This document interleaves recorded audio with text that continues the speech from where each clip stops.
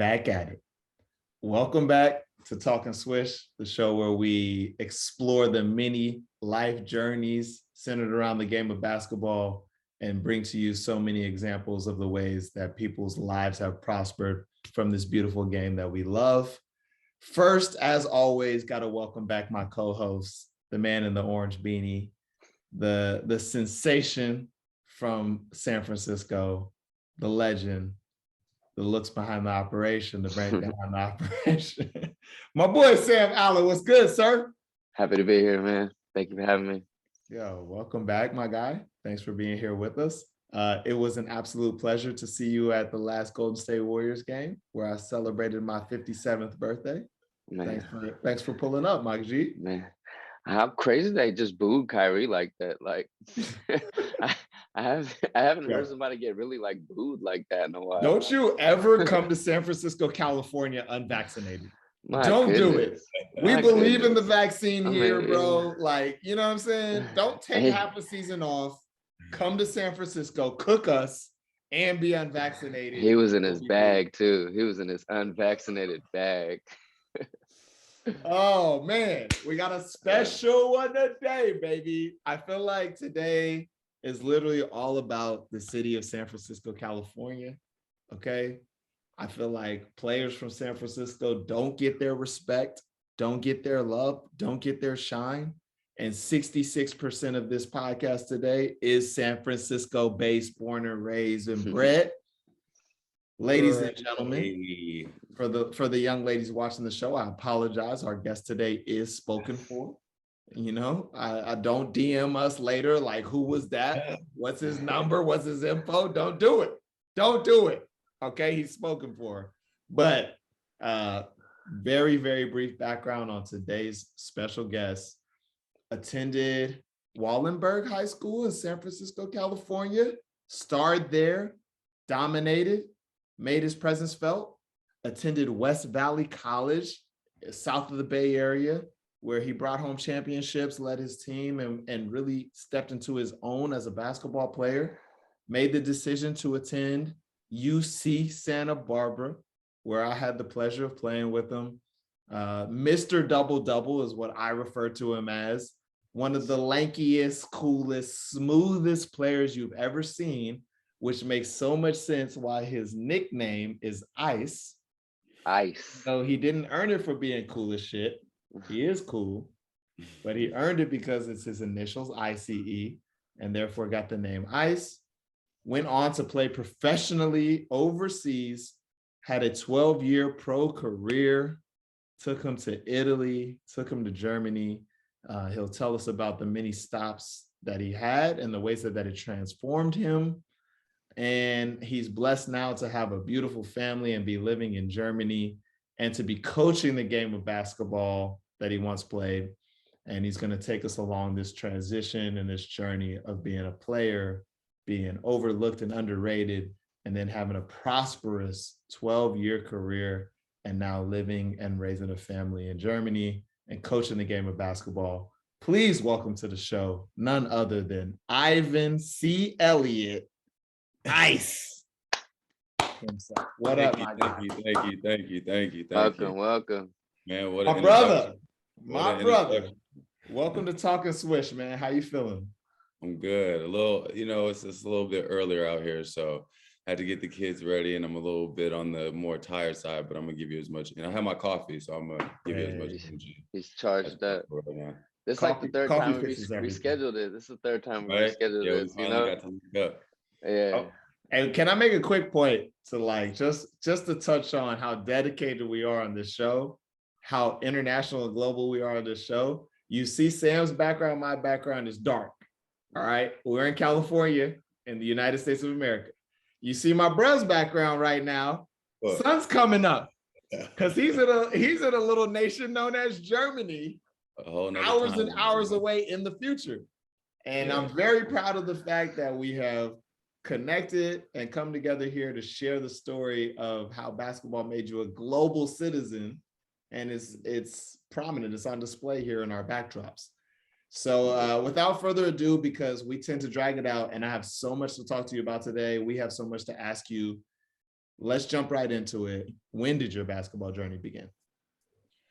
I would say about 6, 7 years old. I started playing, my dad, he got me involved in basketball. He was in my family. I would say my family was somewhat involved in sports. My sister, she ran track. She was actually a really good athlete in track and field.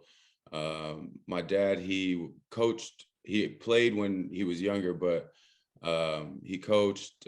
He was involved in all types of sports: football, basketball, baseball. My brother, he got a chance to dabble in baseball and a little basketball at a young age, the youth age. So we were all somewhat involved in sports pretty young. And yeah, I would say it started about 6 years old playing in Daly City for the Hawks. Yeah, I did most of my youth years in Daly City because that's where my dad, he worked. He worked out at Daly City Parks and Recreation. So, when I played basketball, baseball, or when I'm learning the game, very young age, it was out there. You mentioned siblings. Where do you rank? You got older brothers, younger brothers, sister?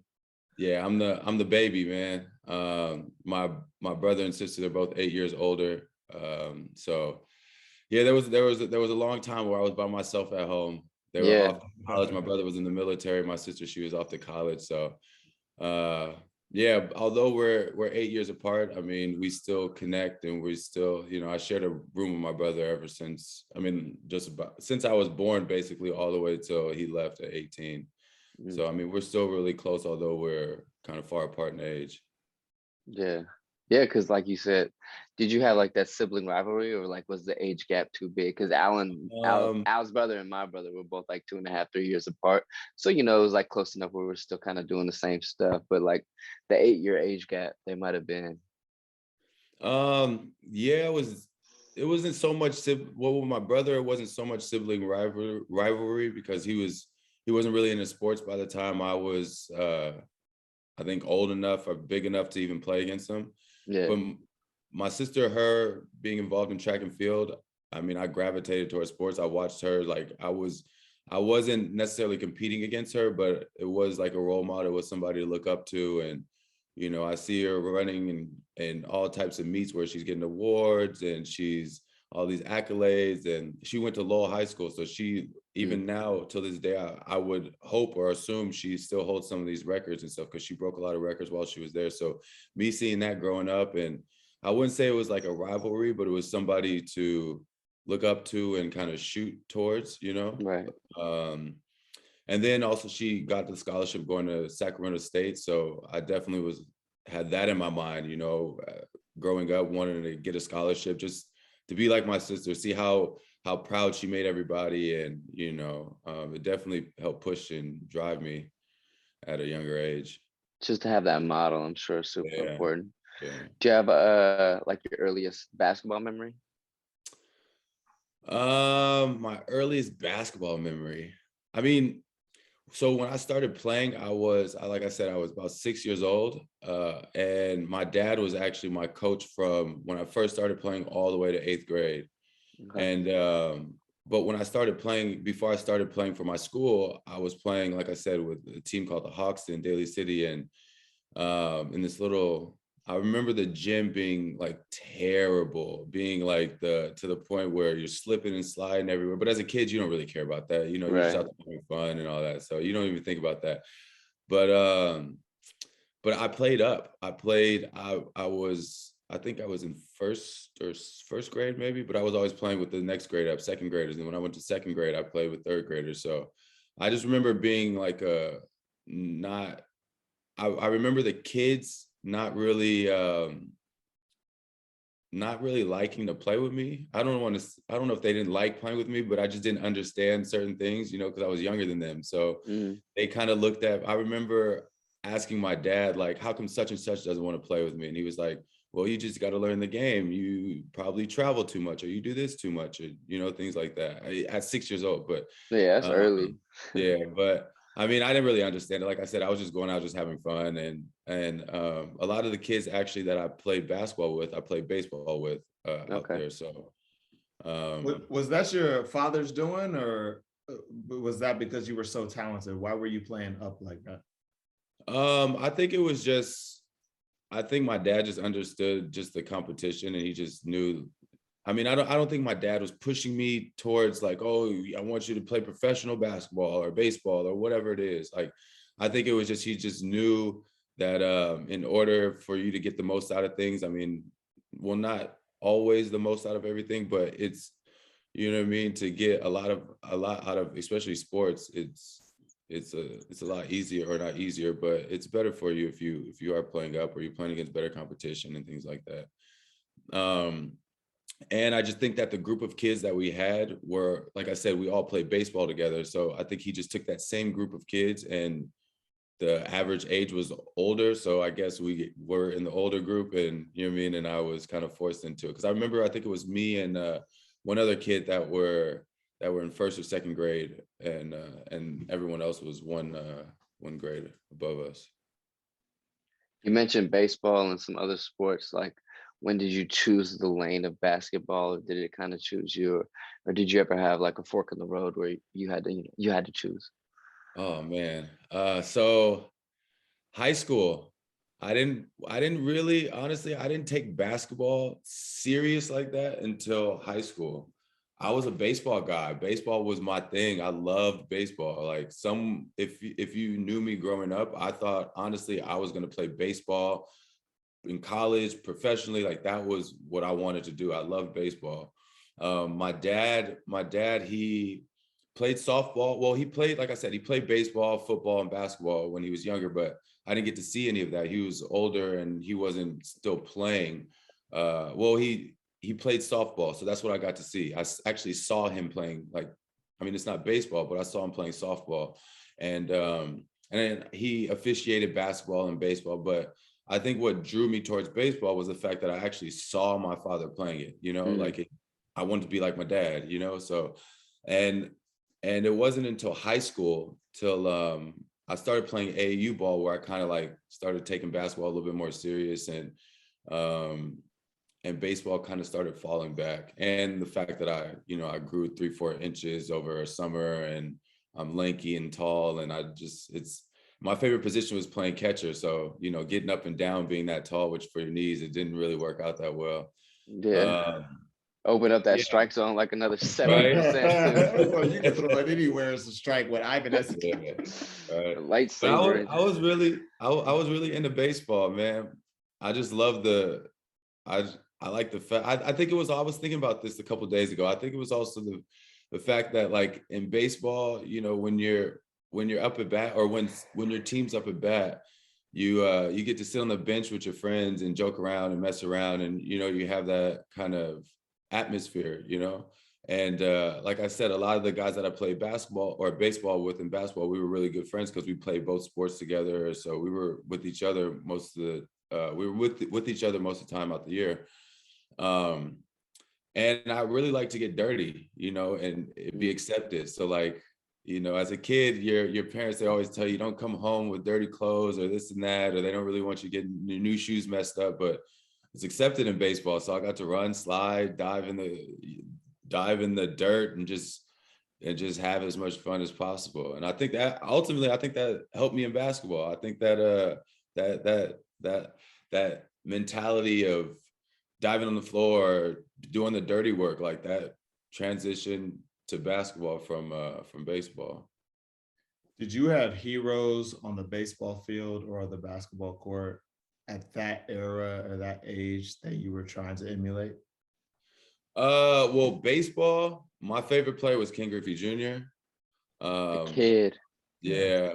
I mean, it was hard. It's hard not to, emulate his batting styles. I used to try and bat left-handed just to be like him. But and also, hometown kid, Barry Bonds, of course, it's hard not to like those guys. Yeah, right.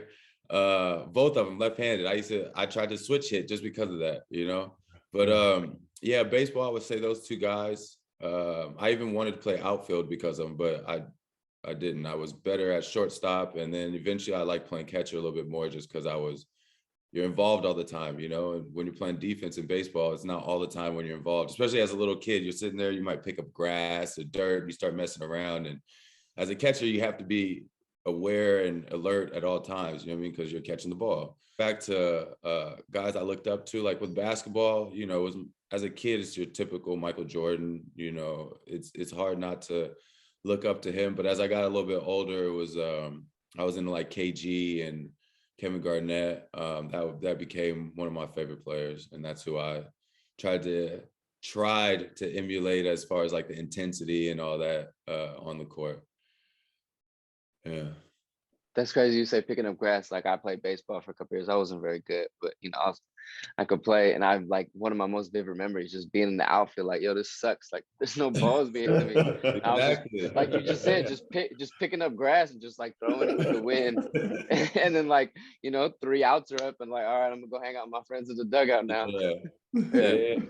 Because I went from basketball season to baseball season. So I went from something that I was good at and like I was just running around all day into like now I'm like in the outfield picking grass, and it was just like they just weren't comparable to me. Al, did you play any other sports growing up? Man, I played Little League baseball and loved it. And I think I was one of those kids that just had way too much imagination.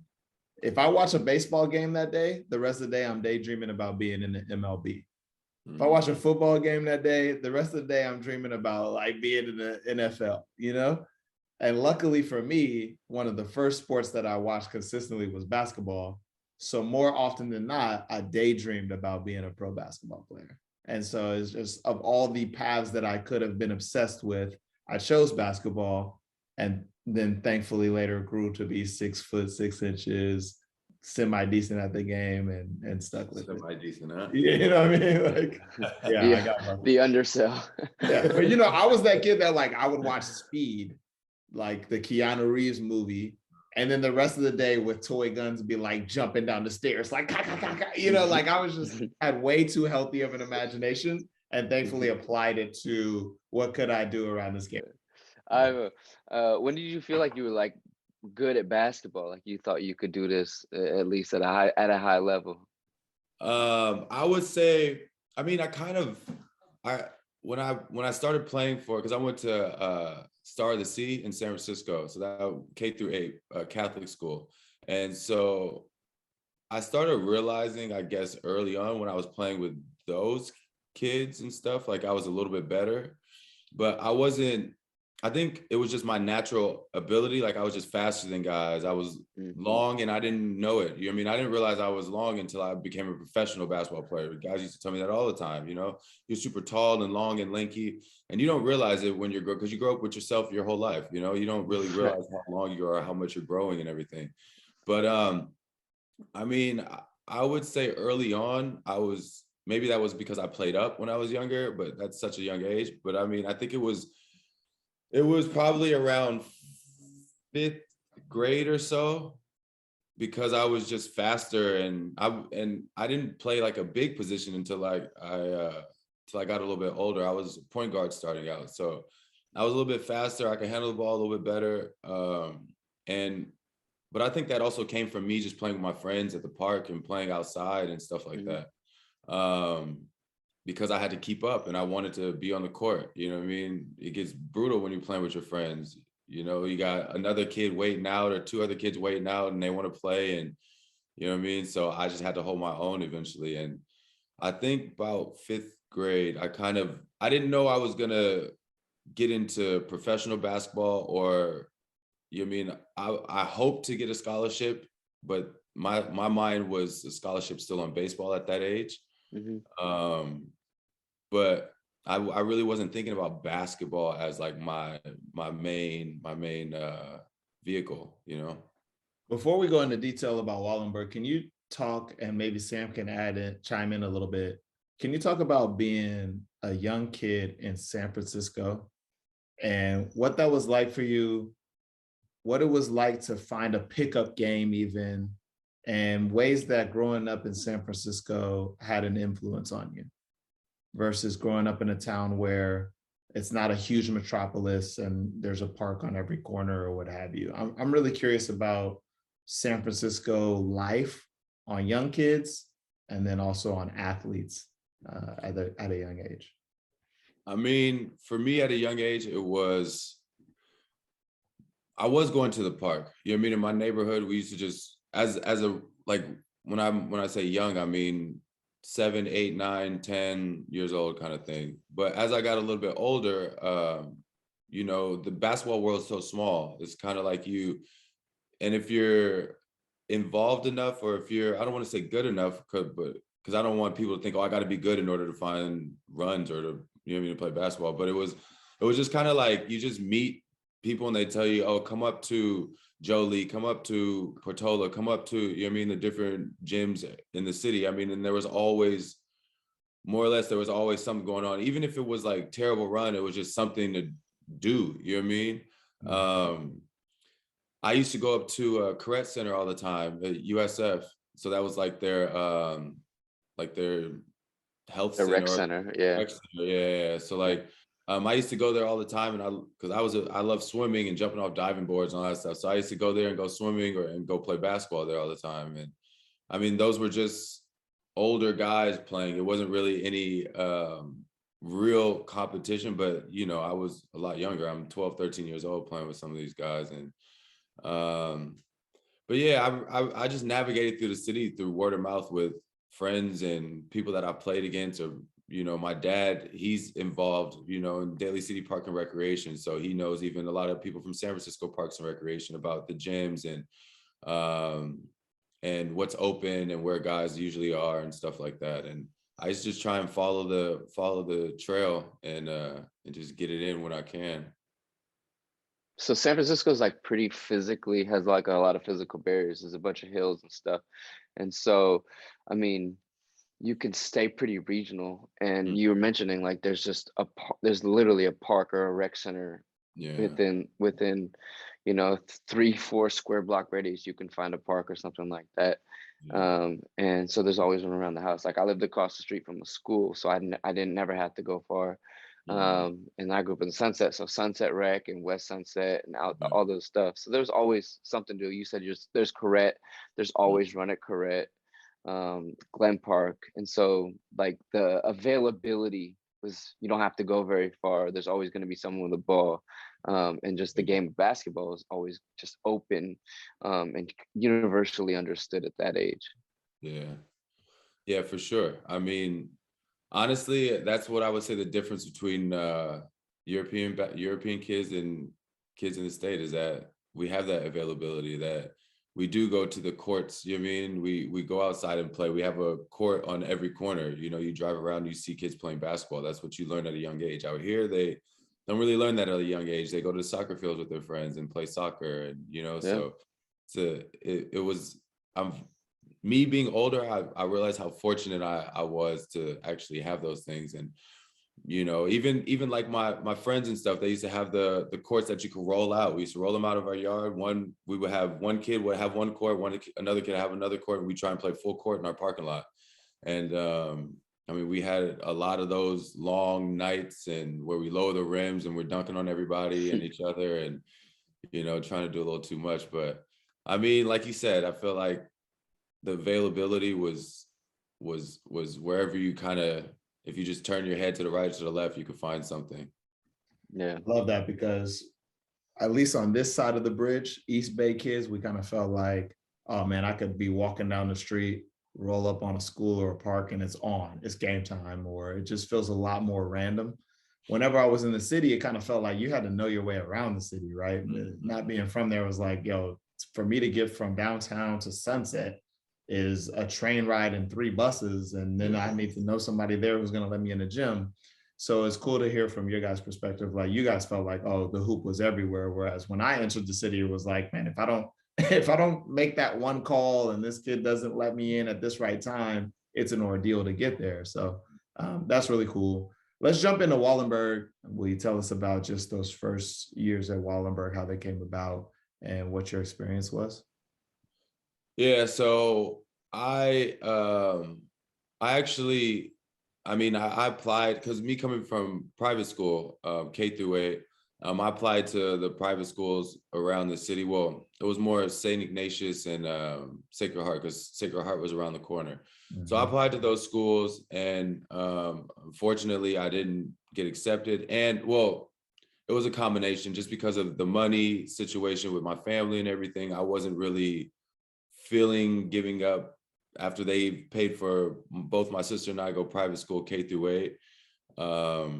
That, and I just wasn't, SI I didn't get accepted, and Sacred Heart, the bread just wasn't, we just didn't have the funds type of thing. And so I applied to, I mean, I guess in San Francisco at the time, I don't know how it is now, but you had to apply to Lowell, and I applied to Lowell just because my sister went there, and I know it's a great academic school and things like that, but didn't get in there. So then I got, and with Wallenberg, it's because it's such a small school, it's a raffle to get in, and it's not based on, at least from what I know or what I think, it wasn't on anything like specific. I mean, if you had a brother or sister, your chances were a little bit higher of you going there. But it's not like it's kind of like just random, you know? It's not your neighborhood school. Yeah. It's not your district school. So my district school would have been Galileo. So I would have went to Gal. I mean, if it wasn't Wallenberg, I probably wasn't gonna go to Gal. I probably was gonna go to Wash because that's where my brother went. And I mean, he just knew people, and I don't know, I just felt more comfortable. I've been up there so many times with him, and you know, it's down in the avenues where I went to school also. So I don't know, I just felt a little bit more comfortable. But it's kind of like Wallenberg chose me. I didn't really choose Wallenberg. I mean, it was on my list. Obviously, you had to kind of apply there. And also, I like the fact that it wasn't too far, like as far as catching the bus and everything. It was a smaller school. It wasn't as many students and stuff. And I was more used to the smaller classrooms. Going to private school, I stuck with the same 30, 35 kids or so from K all the way through 8th grade, you know? So I was used to that smaller atmosphere. And Wallenberg definitely helped me out in that department. So it was more them choosing me. I really didn't, I really didn't get a chance to. I mean, if I could choose, I mean, I don't want to say if I go back and I would change anything, because everything that I did in the past, it led me up to this point. So I wouldn't change anything, but I mean, I would have liked to dabble in the private school basketball world just because of recruiting or things like that after basketball. I mean, after high school. But I mean, we got to play against a lot of those kids and stuff in preseason and things like that anyway. So it wasn't like I didn't get to compete against them in high school. You guys had a solid team. You remember like a best game or like your favorite year? It had to be my senior year. I mean, my senior year was my best year. I was like, I don't want to like toot my horn, but I was like slept on. I just really wasn't like I didn't really grow into my body until going into my junior year. If you guys can believe it, I would say 8th, 9th, 10th grade, I was like chubby. You know, I had the little baby face with chubby cheeks, and, you know, I didn't stretch out yet. So it wasn't until like going into my junior year, I think that summer I grew, I want to say like 3 or 4 inches. And then going into my senior year, I grew a couple, 2 or 3 more again. And so it wasn't until then. So I was on JV my freshman and sophomore year. I had a chance to go to play varsity after my freshman year, but me being dumb and stupid, and I mean, like I said, I wouldn't change anything because that was my journey. But I mean, I didn't really take advantage of the opportunity. I was more, I want to play with my friends, you know what I mean? I want to try and win a championship with the homies and stuff like that, you know, because I mean, I think relationships are really big, and I learned that early on. So I was like, I want to be with my partners, you know what I'm saying? The people that I see every day, I'm catching the bus with every day, you know what I mean? And unfortunately we didn't do that, but it didn't, my senior year, I think was probably my favorite year, you know what I mean? It was the most memorable for me. My junior year, I didn't even start my junior year. I didn't start until probably like halfway through the season. And even the guy who was starting in front of me, he would come to me, he's like, I have no clue why I'm starting. Like, but even then, I didn't even know how good I was, because I still didn't think I was that good. You know what I mean? I was just the guy who was willing to do a lot of things that other people wouldn't, you know. Do you And remember then your stats from senior year?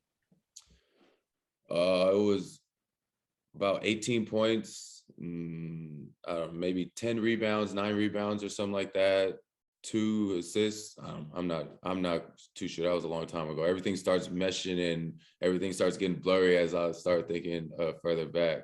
Yeah. But yeah, but senior year was just fun just because that summer, going from my junior to senior year, I started playing AAU ball. And honestly, I don't know if I've ever told, well, some people I might have said this too, but going from my sophomore to junior year, I was kind of leaning towards not even playing basketball as much.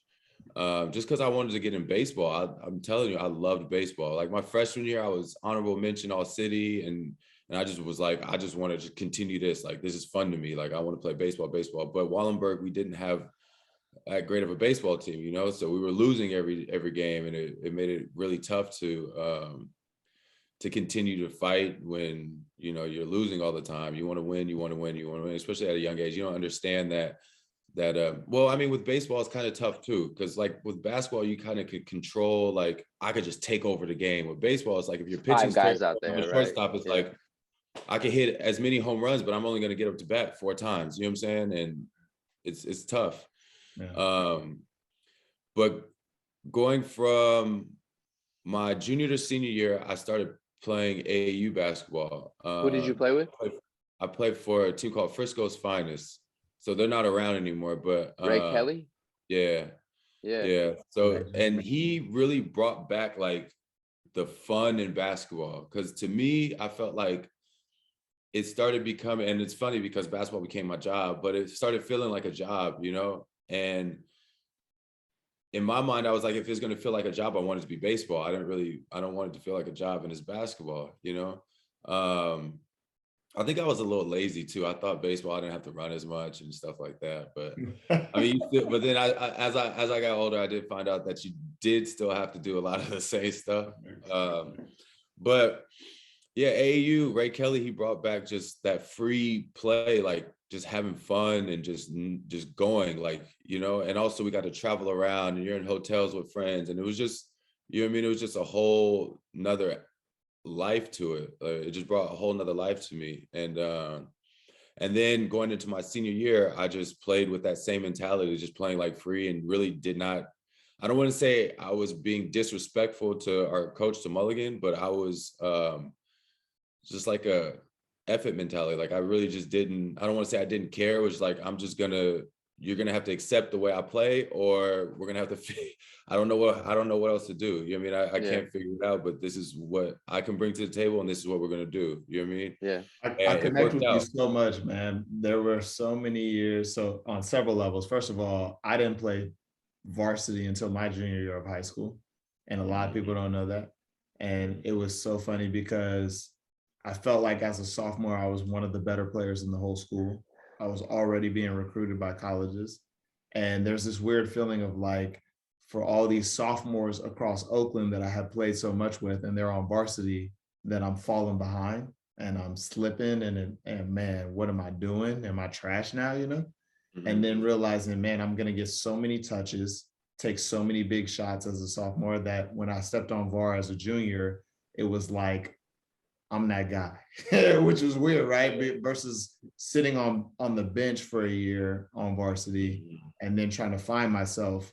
I came into varsity with the feeling like I want to take the big shots. I want the rock in my hands, uber confident. So that's interesting that you shared that. And then two, I think it's really interesting that your best moments on the court came from when you were having fun and playing with your brodies. Because it didn't take me well into my professional career did I realize I'm at my best when I'm more relaxed, just having fun on the court and enjoying the game for what it is, which is a pure game and a sport, versus approaching the game like, oh man, I have to play perfectly. I have to accomplish this and that on the court so I can get drafted. I have to do these things and average these numbers or else I'm failing. You know, the last half of my career was more about living where I wanted to live and enjoying the game in its purest and raw form. And just so happened, I ended up having the best stats of my entire pro career, right? So I love that you're mentioning that. And I think it's really important for young folks listening to understand that your journey is going to be different than Michael Jordan's. It's going to be different than LeBron's. It's going to be different than Dame Lillard's. And it's uniquely your own, but it doesn't separate you from being able to be as successful as some of those names or others that are widely recognized before you. And I love hearing that, because knowing where your journey ended up, it's even sweeter knowing that, damn, bro, you were late to the scene and this was your other sport, right? Like, that's crazy to me that you could have the career and life that you had from basketball when that was kind of how it started for you. So that's amazing. Thank you for sharing that. Yeah. I mean, I think you hit it, what you said, hit it on the head. Like, as far as like the fun, you know what I mean? I think players nowadays, they get so wrapped up into the stats and, I got to get the new highlight tape. I got to make this, I got to do that. You know, they get so wrapped up into that and they forget about that aspect of the game, you know, and the joy that it actually brings you, you know what I mean? Like, I started also thinking of it as like, a lot of people do that. Well, I guess maybe when I became more professional, but like a lot of people, they do this as their extracurricular activity. They do this, you know what I mean, for fun. And even in high school, I got to do it like at a higher level than most, you know what I mean? Because not everyone plays high school basketball, or as I went up even in Juco in college. So like, just remembering that it's a game at the end of the day, you know? Yeah. There's a lot of other things we could be worrying about. There's a lot of other things I'm sure kids have on their mind, but bringing it back to fun is the easiest way to like absolve a lot of the other things that are going on, is just bringing it back to that fun. Yeah. What do you remember about playing against a young kid, a young whippersnapper in San Francisco that was making a name for himself by the name of Samuel Allen? Man, Sam put me out the playoffs my senior year, man. Yo, did Sam end your career, buddy? No, I was gonna sneak. What do you remember about that time? How did your senior year end? How did your senior year end? Yeah, man. Sam put me out. I just remember this dude just going with the hair just. That was a Steve Nash. Steve Nash era. We had to keep getting out of space. Like, come on, dude. But yeah, it was fun though. I mean, we met like semifinals. Yeah, that last game, it was tough for me because I had in my mind, I'm like, we're going to a championship. I'm about to take us there. And I remember going into the game. I remember the first half, I didn't do well. I felt like you guys doubled, or you guys did something. It was like, I assume it was focused on me because nobody else was doing anything else, and I was just getting frustrated.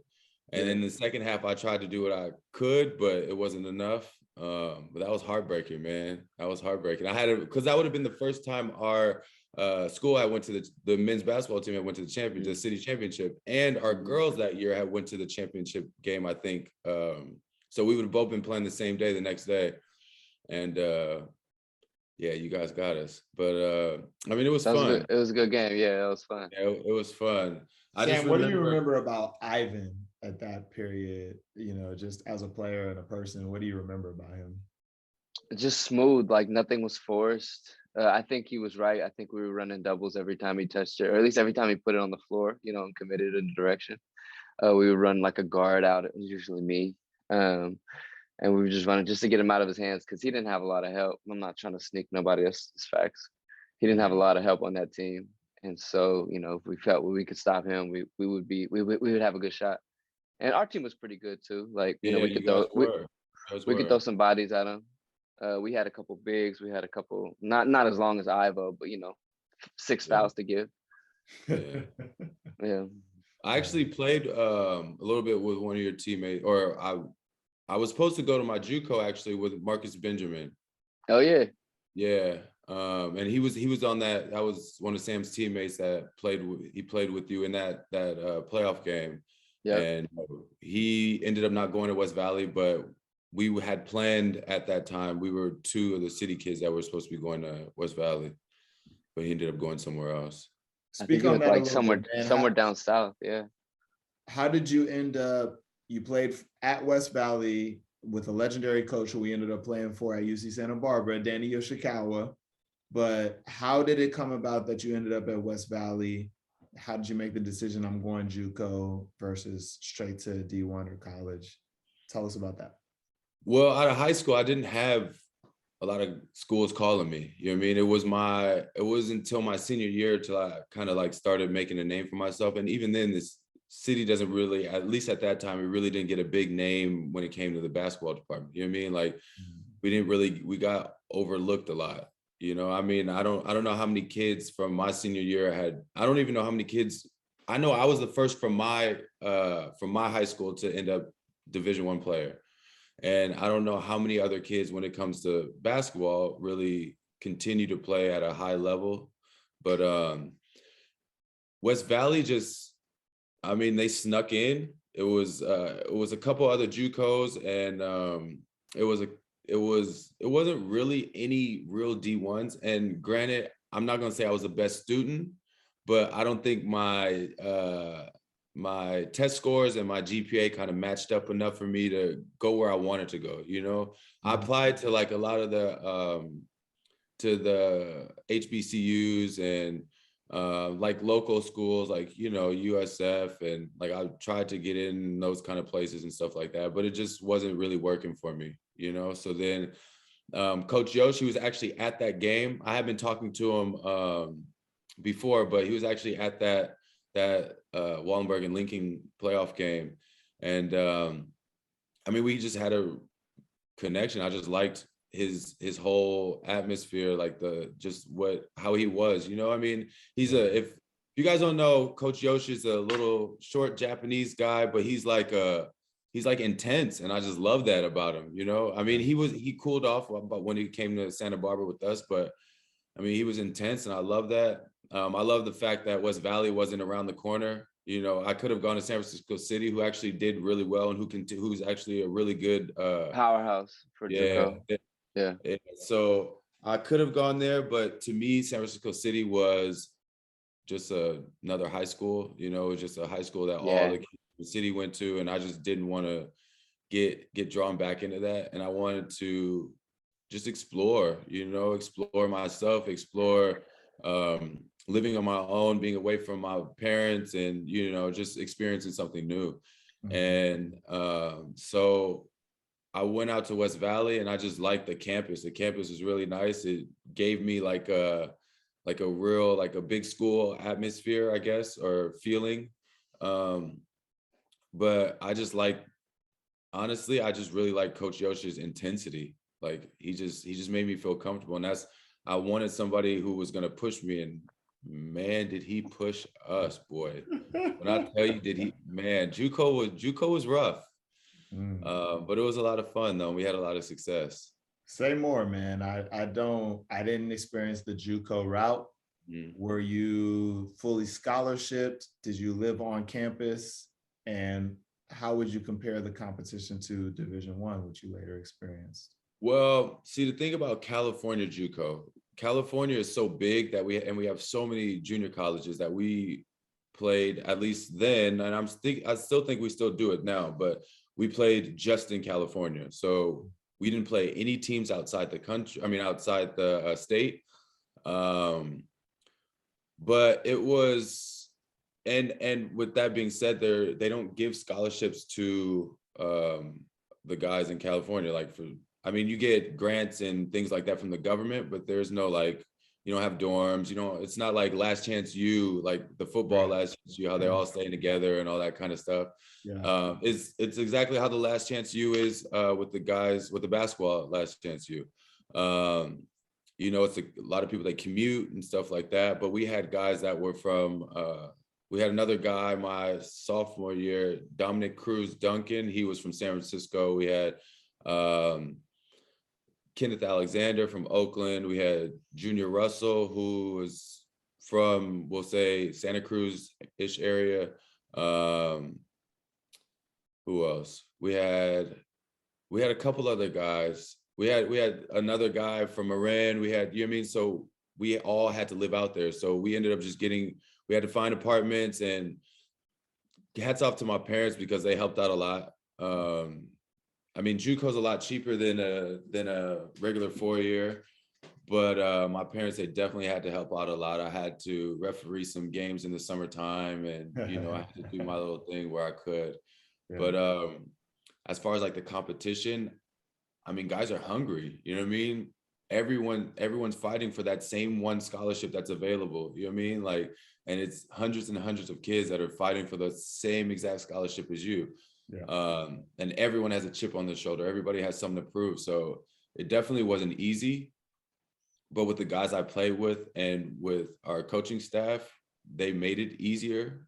As hard as it was for us in practice, that made it so much easier for us in the games. So hats off to them.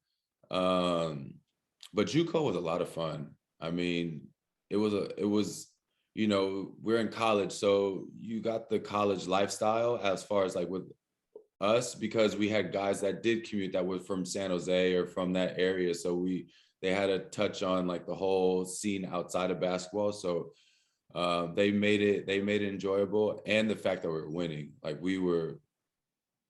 I don't want to like toot our own horn, but we were nice. Like toot that horn, man. Because my next question was going to be, if I remember correctly, y'all were whooping a whole lot of A.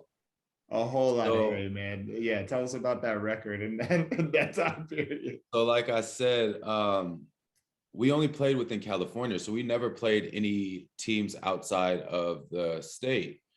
But going into my sophomore year, we were ranked, I want to say like number 11 in the country, or number 10 or 11, not having played one game against any team outside the country. So we were, I want to say my sophomore year, 3 guys went D1, 5 guys, because 2 guys the next season, they went D1. So from those players, 5 guys went D1.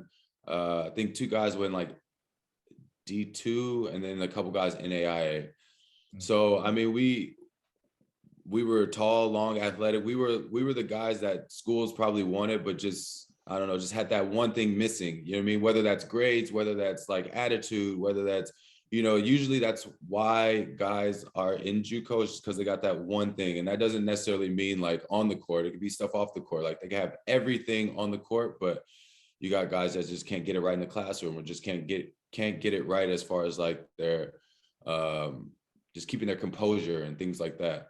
And but yeah, so of the 2 years I was there, we only lost, I think, including the playoff game my freshman year and the championship game my sophomore year, we lost 10 games in 2 years. We didn't lose one game at home in 2 years. So that was like pretty dope. We didn't lose one game at home, and we were just blowing teams out. It was just fun basketball. Like it was low key unfair.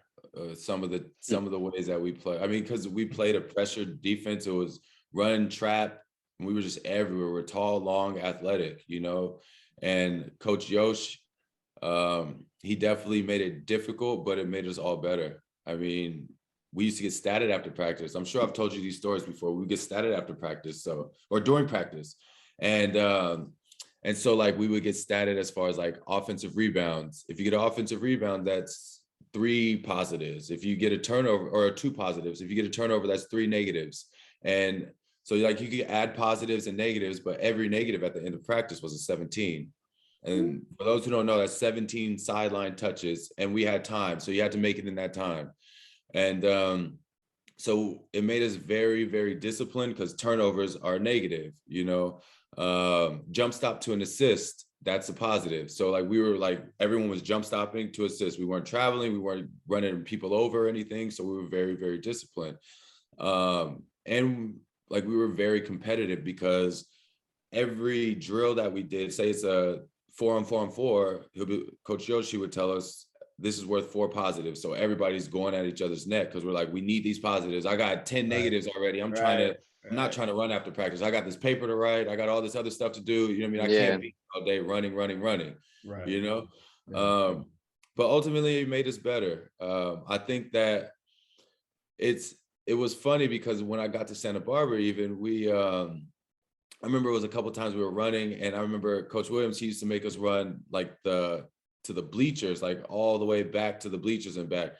And I remember some guys, they were like, this is doing too much. To me, I was just coasting. I was like, man, this is light work. Like, I told you to go to the sideline 17 times under time and everything like that. Yeah. But I mean, Coach Yoshi definitely, he instilled in us that it's a difference between being hurt and being injured. You know what I mean? When you're injured, you physically cannot go, but you're always hurting. Like, and we were always hurting, you know? But it was a lot of fun, man, being able to go to the state championship tournament of my freshman year. We lost in the first round to Saddleback. And I don't know if you played with him, Sam, Smedley, DJ Smedley. He was at Lincoln, right? Did you play with him? Yeah, no, he's Yeah. older than me. Okay. Yeah, we lost to them my freshman year in the state tournament. Hold on, really quickly. DJ Smedley, for those that don't know, was a childhood legend. Yeah. Absolute phenom. Lincoln High School, San Francisco prodigy, was very well known for being the cousin of Kobe Bryant, if I'm not correct. And that sounds right. If I'm not mistaken, and had like the equivalent of an Adidas sponsorship in 5th grade via Kobe. And also him and his brother were known throughout the Bay Area and Northern California as the chosen ones, right? Yeah. Like your family lineage is NBA level. I think that while at Lincoln, DJ, if not both DJ and Deshaun, were in a commercial, a nationwide commercial, right? Adidas commercial. Adidas commercial, like balling out, which was ridiculous to like young kids like me from Alameda that were like, wait, what? Like there's a camera at the game versus you're on a national commercial that's airing during NBA halftimes. GOAT legend. I have to throw that for they were definitely like the GOATs of that I guess era in San Francisco, and as far as like high school basketball, because their name even to this day, like we sit here and we're talking about them. Yeah. But so they beat us the first round my freshman year at Saddleback. He was at Saddleback. That one was tough because we lost that game. Like it came down to like a buzzer beater shot, and we lost. Well, we missed we had a chance to I want to say it might have just been to tie it, but we missed it, and it was pretty cool. We were in San Diego. We played at UCSD. Which one's the Toros? Is it Toros? Oh, that's US. Oh, USD. Yeah. So it was at USD. So I mean, it was cool being from Juco, and you get to go to like a Division I arena or gym. You know what I mean? And you get to play, and it was just cool just being able to play against the South. So the way they set it up is like North against South, and then you mix, and then we have the whole tournament. So it was really cool to see the talent across California. And then my sophomore year, we just ran through the league. We just like it was literally unfair. The pieces that we brought in, they boosted us up to next level. We got a kid, Mike Turner, that was a kid from Marin. Junior Russell, our point guard, who was like our press breaker. Like we used to literally just give him the ball and go out the way, and he just was our press break. We had no real press break set up. He was just the guy that we did that for. And yeah.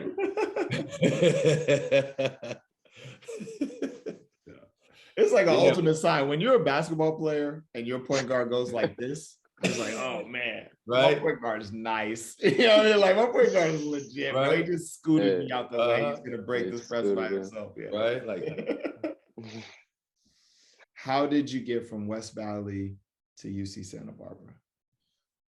Well, Coach Yosh, he actually played for our college coach at Santa Barbara, Coach Bob Williams, and he played for him at UC Davis. So they kind of had a connection. There were the usual schools, I guess, in the area. USF showed a little interest. San Jose State. UNLV was the biggest school. They wanted me to come after my freshman year, but in my mind, in hindsight, now looking back, it's not a bad decision that I stayed, because I had a lot of fun. I have a lot of stories, a lot of memories, met some of my best friends and stuff like that.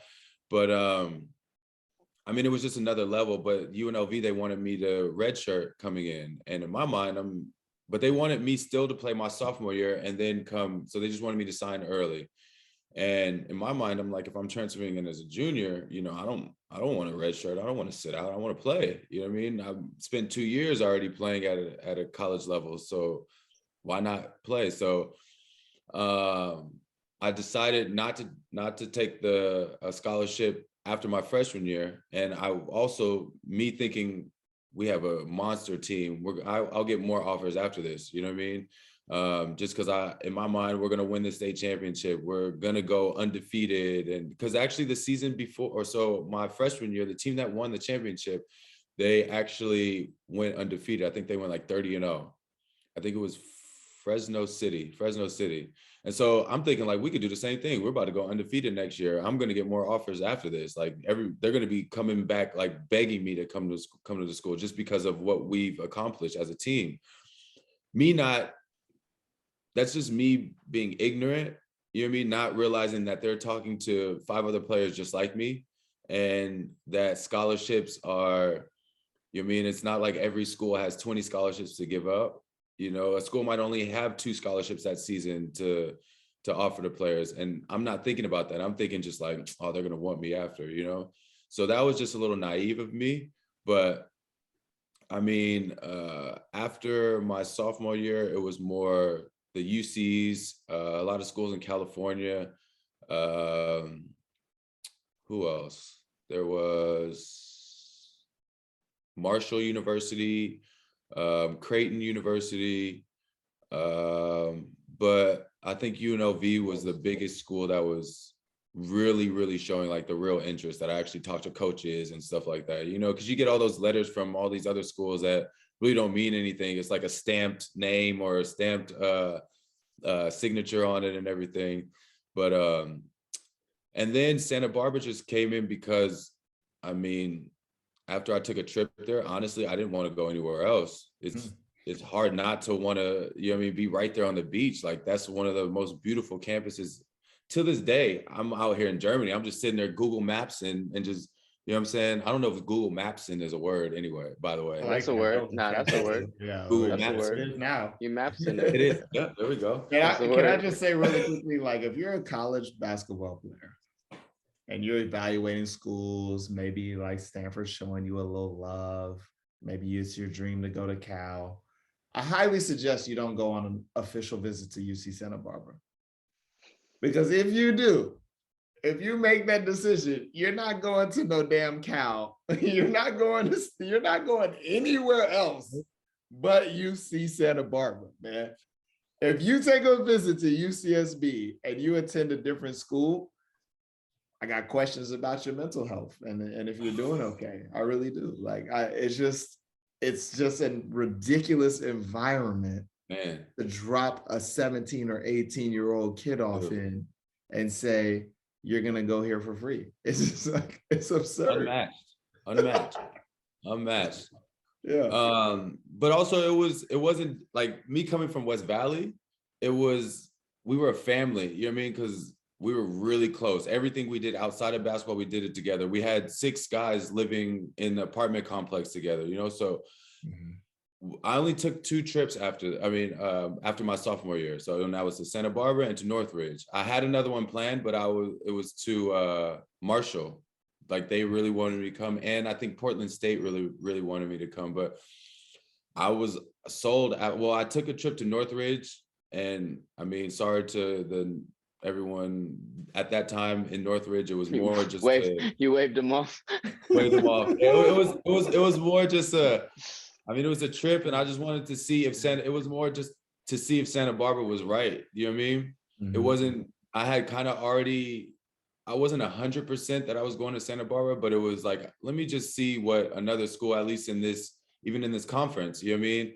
That what they're like. And after being at Santa Barbara, like going back to like what I said about family at West Valley, it just felt like that kind of, you know what I mean? Like everybody was close on the team, you know what I mean? and it just made me feel more comfortable. And that matched with the campus and the fact that it's a UC, and I started thinking about my education after that, you know what I mean? So everything just started to line up. And then you know what I'm saying?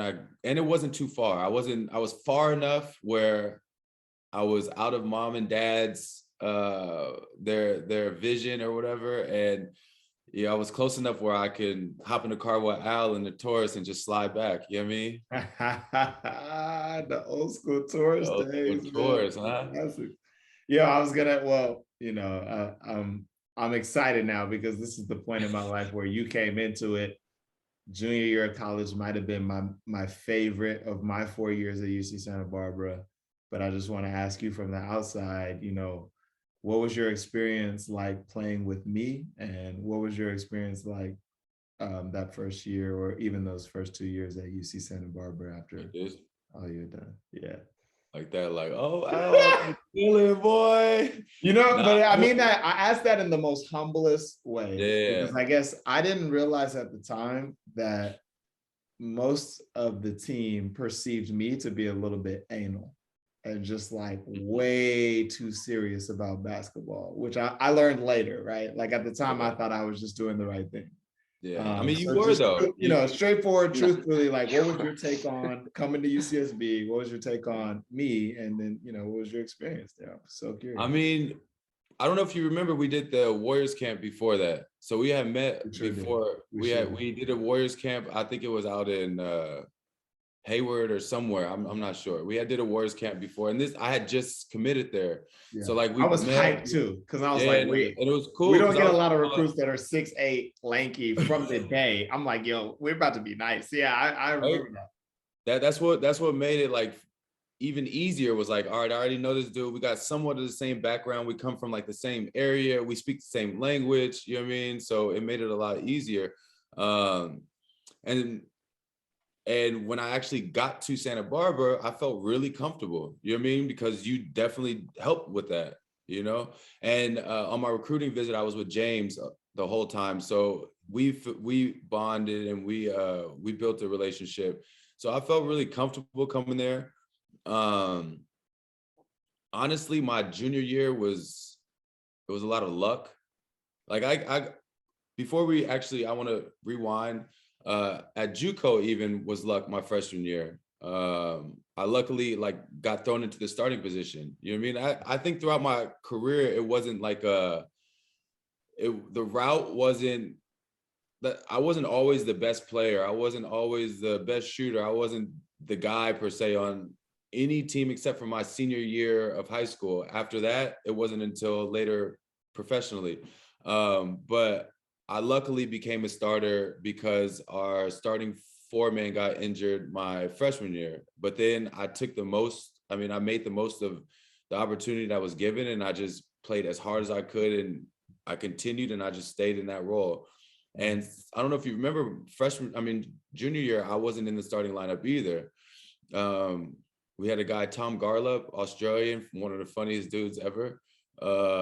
He was starting and he wasn't playing that well. I mean, he wasn't playing up to, I guess, the expectations of what the coaching staff wanted. And then so they were ready to start the next guy. And I wasn't even a 5-man. So these are 5 men that I'm talking about. And then I don't know if you remember, the guy that was supposed to start for him, Bo Gibbs, he showed up late, I think, to pregame meal the day he was supposed to start. So that day I just got thrown into the starting lineup, like, Ivan, you're going to start because we can't start him because of this reason. And then after that, I just stayed in that role. So it was kind of just making the most of what was handed, or what was, I don't know if it was given to me, but just most of the situation. Just staying ready. On our last episode, Josh Young, JY, talked a lot about being ready. And Ivan is always ready, right? Like, man, I'm going the Juco route. I'm going to West Valley, and straight out the gate, we're clapping boys. And I'm, even if I wasn't highly recruited, highly touted, my praises weren't saying when I arrived here. Now that I'm here, I'm still here, and it's go time, and I'm prepared for this moment. And that's how I felt about you at Santa Barbara. You were prepared for the moment, for sure. I mean, I still say this to this day, stay ready so you don't got to get ready. You know what I mean? If I say that to my players today, like that's why we practice. So we are ready for the game. You know what I mean? And but honestly, playing with you, you elevated my game. And I don't know if I've told you this, and I'm not saying that just because we're on the podcast, it's just because I saw how hard you work. And you say like we may have saw you as, or some guys may have saw you as being anal or this or that, but that hard work and dedication pushed me even more. You know what I mean? And just because I know that how much you wanted it made me like I can't let him down. You know what I mean? And I'm not even, that's just me being, I guess, selfless, or me not even thinking about myself. It's like I can't, because Al's working 10 times harder than what I'm doing. So I gotta at least come in half, you know what I mean? I gotta give something, you know? Yeah. And I think that at Santa Barbara, I just found a role as far as like being that, trying to be like that energy dude, like that dude who will go dive on the floor, doing the intangibles. And that came from West Valley. And as I go back, I think it even came from my dad. Like I told you, and from baseball, like I love getting dirty and like doing, to me, that was fun. Like the hard work, quote unquote, which I didn't think it was hard work. I thought it was just fun. You know what I mean? Yeah. My dad used to tell me in baseball, if I came home with my uniform clean, that means I didn't work hard enough. So like that meant I had to dive and do all the things that nobody really wants to do. Well, maybe as a kid you like to do, get dirty and all that stuff. But when I got to Santa Barbara, it was like, I'll take a charge. I'll dive on the floor. You know what I mean? And then obviously other things started to come along. My senior year, I changed my shot. Coach Yosh came and I put in a lot of time with changing my shot, and I became a lot more consistent. But that was just from putting in the hours with Coach Yosh, who really took his time and really helped me a lot. But yeah, it was just trying to find my niche and trying to find like what I can do to not necessarily what I could do great, but how many things can I do really, really well at a high level, you know? Because everyone needs that. Every team needs like someone who's willing to sacrifice everything. And that's what I try to even preach today, is that like there's many ways to be effective or affect the game without filling up the stat sheet, you know? And I tried to, and once I figured out that I had like a little knack, even for like getting the tip, like tipping the ball to a teammate. I don't get that rebound, but we as a team, we got that rebound. And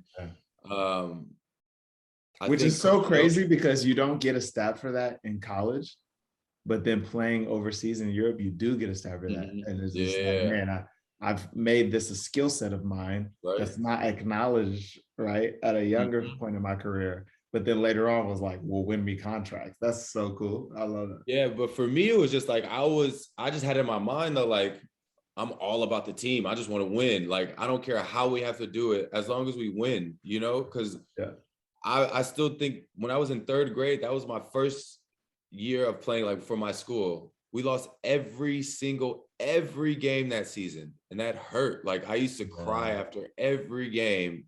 Like I would like hyperventilate. My dad used to have to give me a bag and I had to like calm myself down. It was like, I hated losing. So, you know, I was like, I'm gonna do whatever I can to win. And a lot of times people don't want to do those dirty things. And I don't mean dirty by like elbowing and stuff like that. Just those blue collar, those hardworking things that nobody wants to do, you know? And those are the things that I found fun, you know, being able to, I thought taking a charge was one of the most, was like the way that you can show to the world, to your teammates, like I'm literally giving up my body for us. Like I'm not getting anything out of this except for a knee to the chest, you know what I mean, bloody lip, whatever it is. I'm giving up everything for you guys, you know what I mean? Yeah. And I think at West Valley with Coach Yosh, he really helped with that, you know, like I was just one part of that cog in that whole, you know, system. And it wasn't really like about me. It was just about our whole success. And that's what ultimately made us good. And as I continued to play, when I got to Santa Barbara, that's just what kept pushing me and just made me, I guess, even hungrier. You know what I mean? Just because I was like, okay, I know I could fit somewhere, and I know that teams need this, and I mean, as I got better with shooting and became more consistent, then obviously those other things help. But like just that motor, I mean, I know back in the day, like Tyler Hansbrough, they always talk about like his motor. He just keeps going. And I mean, that's why I was so in love with KG, is just because his aggression, his intensity, like he just kept going, diving in the stands for a rebound and things like that. Like that I just tried to emulate that, you know, and obviously it paid off for me to have such a long career. In a big way. Yeah. One of my favorite pro stories ever that like seeps through to other pro players is a KG story where he was getting later in his years and he was playing for the Boston Celtics and Doc Rivers was the coach. And Doc, being the intelligent man that he is, was like, you know, KG, you're not young anymore. Like this practice, I'm pulling you out. You're just gonna sit on the side. Like I just need you to rest up. We got a big stretch here. Need you to rest. And KG was like, the hell I am, you know what I'm saying? Like, right? So Doc pulls KG out of practice. Like, he's like, cool, man, you know, great minute, like go on the side, stretch out, you know, and get rested up. Mm-hmm. And KG was furious that he wasn't about to compete in the 5-on-5s. And so he's on the sideline off the court. And as the guys are going up and down playing 5, KG's going up and down on the sideline, pretending he's in the game and like mimicking what he would do if he was actually on the court. So like the 10 of us are playing 5-on-5 hoop. K's on the side denying nobody, like closing out nobody, right? Sliding, grabbing the ball, the invisible ball in the air, and playing back to the basket and like scoring on nothing, and plays the whole game with the team. And I was just like, when I heard that story, I was like, yeah, I don't deserve to be in the NBA because I would never do that. You know what I mean? And KG was like, yeah, bro, like, rest my butt. Yeah. On the side getting his work in against nobody. You know what I mean? I was like, yeah, that's a mentality. I thought I had a high motor and I don't. So yeah, that's a great mentality to have. You know what I mean? Like no days off type. I mean, everyone says it, but yeah. Do people really take that to heart? Like no days off. Like I got to get better. This is my way of getting better. And this is even think about his situation. That's him showing to the teammates like, I'm not. If y'all don't get a day off, I'm not taking a day off. You know what I mean? Right. I know I'm older and everything, but I gotta lead by example too. I mean, so I'm sure some players are like, dude, especially in the NBA, they probably been like, you know what, I would have taken that time off, but I mean, that's just who KG was and as a player, and I mean, that's how I try to play. Like maybe not that psychotic when it came to like denying nobody. You know what I mean? But like. I hated taking plays off, you know what I mean? Like I love practice, you know what I mean? I love the competition. It's just something about it. I mean, I think that's if I could choose one thing from the game of basketball, is just the competition aspect that I love so much. You know what I mean? It doesn't, because you can play 1-on-1, 2-on-2s, 3-on-3s, 4-on-4, 5-on-5, and compete at a high level and really like have a lot of fun while you're doing it. But just the competition is just what I love. Man, as always, we take too long. We're going to make you come back to talk even more about the pro level, but we got to jump to the pro scene because I know most people want to know, okay, that's great. He played all this ball. Tell us about how he made money off the game for a dozen years. But before we jump into pro, I just want to ask, Sam, did you ever see Ivan play at UCSB? And if so, I did. You did? Okay, awesome. I did. Yeah. Can you, having known him from the San Francisco high school days and then seeing him there, can you describe to the audience, like, what did you notice about him, the growth along that path? How did he advance in the game, et cetera? I mean, just hearing his kind of backstory, it makes sense that, you know, he was a late bloomer to the game. He really didn't start getting looks until his senior year. You know, his heart was still in baseball. But like the time, because I didn't see him at West Valley. And for him to, you know, go from 0 D1 offers to West Valley to now go in a place where I know has, you know, supreme basketball talent is just like a testament to everyone's accepting kind of, you know, and Ivan mentioned it before, like I wouldn't change anything. And it's like, this is when he was ready to receive basketball for his life and when he was ready for that. So I would attribute like the West Valley time as, you know, it being the best time for Ice. and it being a place where he can, like, refine the love of the game and refine people to work with and coaches to work with, because it sounds like he was kind of drifting before that until he could, everyone kind of came together for him to be able to make that leap. Ice, can you describe how you got your first pro contract? So first it was, and I'll be honest, so after Santa Barbara, I really didn't have any, like, I had no clue what I was gonna do. I didn't even then, like I said, that I knew in about 5th grade, I kind of knew I can play basketball. I knew I was good, not great, not pretty good, but just good. You know what I mean? But it wasn't even until agents actually hit me up later after the season where I was like, oh, maybe I could do this, But I was in summer school because I still had to complete a couple classes, and I had no clue of what I was going to do. I was like, all right, so let me think about what do I want to do in this workforce. And, because I still didn't realize the potential I had. I didn't realize that I was 21 years old, long, lanky, and maybe still had some room even to physically grow. And I didn't realize all that. It wasn't until, like, I sat down with Coach Williams and I talked with him after the season. He was like, yeah, I could see you having like a career, or I could see you playing beyond college just because of your natural given attributes. You're tall, lanky, athletic.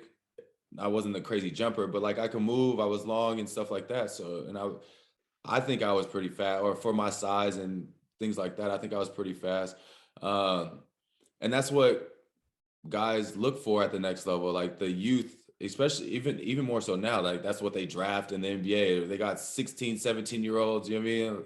That could jump out the gym, that are tall, lanky, athletic players.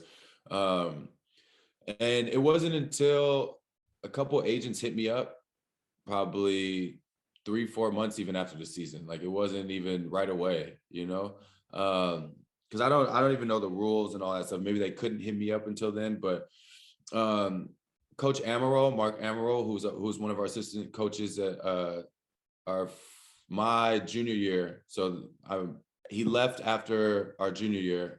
He was an assistant coach, but he was in contact with the agent, and he hit me up and he was like, yeah, I know this guy, and he's interested in you, or I dropped your name and he would like talk to you.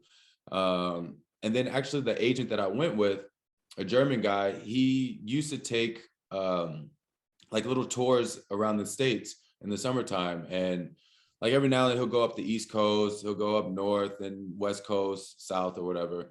And it just so happens he was doing a West Coast tour.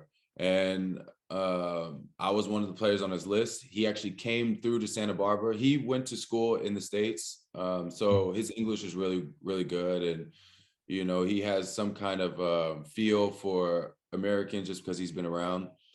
And he came to the school and he was like, yeah, basically I would like for you to sign with, it was a lot smaller agency.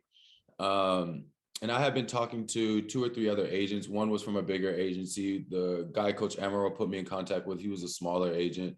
And then it was my guy, Ingle Wolf, and with Limelight Hoops. And he was a smaller agent. And the fact that he was based in Europe, and that's where, as I started realizing there was more basketball to be played, I kind of wanted to be with this. I made like points. My point was I wanted to be with a smaller agency because I didn't want to get lost. And I wanted more one-on-one contact, I guess, and care for. And then also I wanted someone who's going to be out there where I was. And I felt comfortable with him because we only sat down and talked, and then obviously we had a lot of phone calls after that. But the fact that he can navigate in the States and he was comfortable enough because he went to school out there, and, and the fact that he's out here in Europe, it just made me feel more comfortable to actually have someone here with me, because you are alone for most of the year, especially your rookie season, because you don't know up from down, you don't know left from right, everything is new. But yeah, so he came through and eventually I signed with him, and that's when the whole journey kind of began. And even then I didn't really have like my first year I went to Latvia. So going to Latvia, I really didn't even have like the intentions. Of course, I wanted to go to the NBA. I wanted to play for 30 years. Of course, at that point, you want to do a lot of things, but I really wasn't. I was just like, oh yeah, I'll give it a try. I'll use basketball as a vehicle to see the world and experience different cultures and lives and all that stuff. Because I was always like a person who liked to go see new things. Like if we go sightseeing or if we go on vacation, I don't like to just sit at the beach. I mean, okay, I do, don't get me wrong, but like I also like to go see the old architecture, go to museums and see things like that. So I mean, and Europe has a lot of culture and it's like, it's really old, you know what I mean? It's really old, And so like, I just saw it as like, this is my opportunity to see the world on somebody else's dime type of thing. And I really didn't even have intentions of having 12-year career. It was more just like, nah, if this lasts for 1, 2 years, 3 years, because Santa Barbara, I wasn't the guy. I wasn't even close to the guy. Like I was like the 4th guy down the list, you know what I mean? So it wasn't really like a thing where I was expecting to really have like I said, that long career, but it worked out. Yeah, and I enjoyed every moment of it, man. I love that. Can you take us through super quickly the 12 stops or the 12 seasons that you played? Yeah. Where were you at? So I started out, my first season was in Latvia. A lot of people, funny story, I didn't even know where Latvia was. And this is, I'm sorry. Actually, I have a Latvian kid on my team and I told him. Latvian fans just text me and they hate you. They can't believe you're saying that. Right. So I actually have a kid from Latvia on my team now. And I tell him that. I just told him this story, matter of fact, this past weekend on a road trip. I was like, yeah, I had no clue where Latvia was. And once I signed to Latvia, I was telling everybody back at home I was going to Lithuania because that was just unheard of. Because actually people, they're like, oh, maybe geographically they could be like, okay, it's up over there. It's one of the Baltic countries. If I said Latvia, they're like, where? Completely different league levels, by the way, for those that are like, don't know much about Euro, like Lithuania, Latvia. Yeah. But it's funny because I want to say I've even said Latvia to some people and they've even corrected me. It was like, you mean Lithuania? No, I meant Latvia, but we'll just roll with it. Yeah, Lithuania.